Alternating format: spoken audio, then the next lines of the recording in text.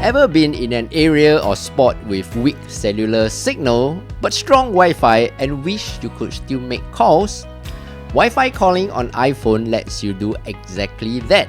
It's perfect for homes, offices, or areas with poor reception.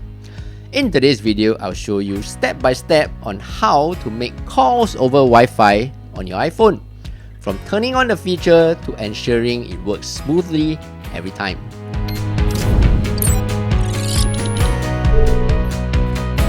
Hey, what's up everyone, I'm Steph, and in this channel, I teach you quick daily tech tips that make your life a little easier.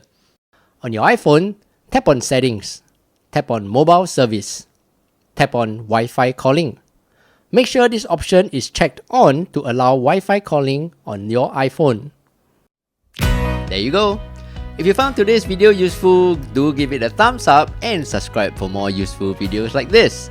Until the next video, I'm Steph, take care and bye bye.